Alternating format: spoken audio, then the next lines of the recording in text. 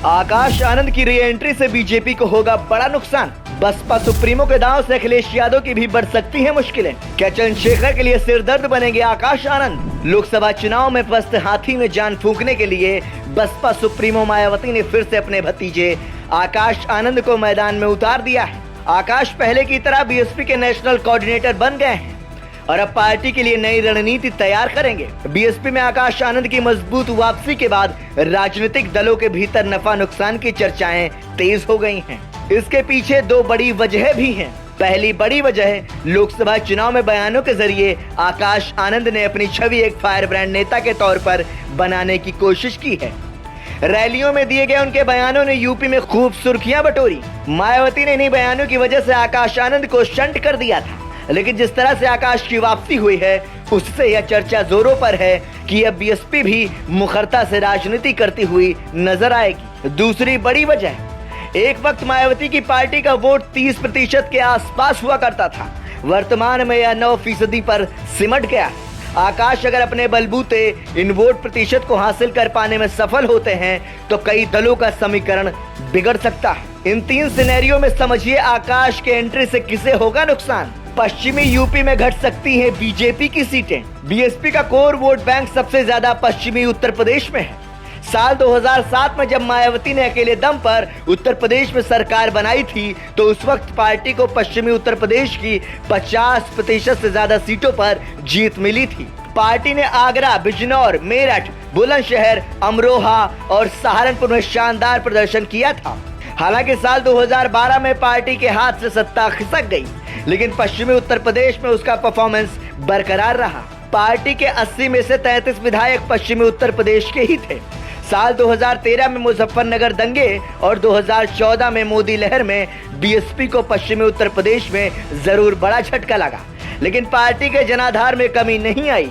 वहीं साल 2019 में बीएसपी जब सपा के साथ गठबंधन कर चुनाव लड़ी तो उसे यूपी के 10 सीटों पर जीत मिली। इनमें से 4 सीटें अमरोहा, बिजनौर, नगीना और सहारनपुर पश्चिमी उत्तर प्रदेश से ही थीं। जबकि 2022 के विधानसभा चुनाव में बीएसपी ने अकेले दम पर चुनाव लड़ने का फैसला किया।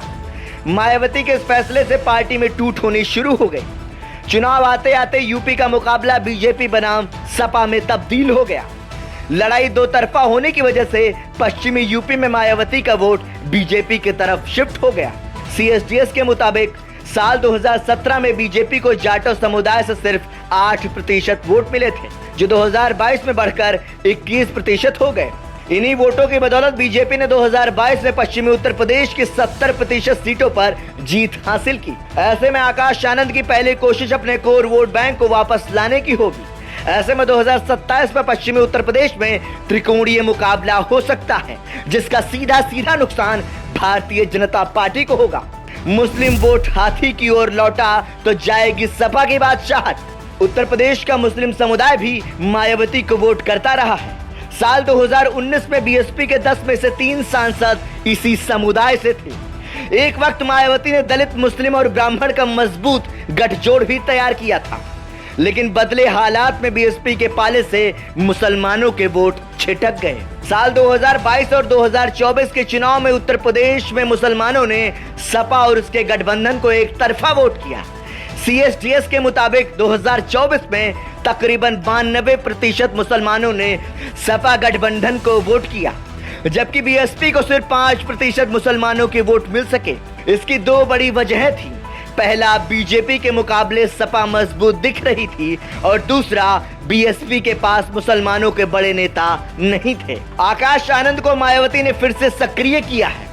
आकाश आनंद बहन जी के पुराने गठजोड़ को हासिल कर बीएसपी को मजबूत बनाने की कोशिश करते नजर आएंगे।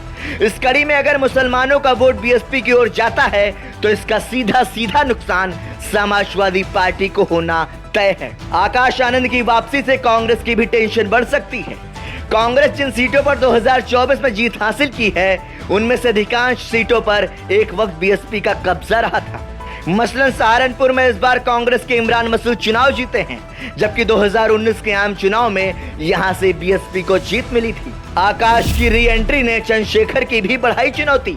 नगीना सीट से सांसद चुने गए चंद्रशेखर आजाद की चुनौती सबसे ज्यादा बढ़ गई।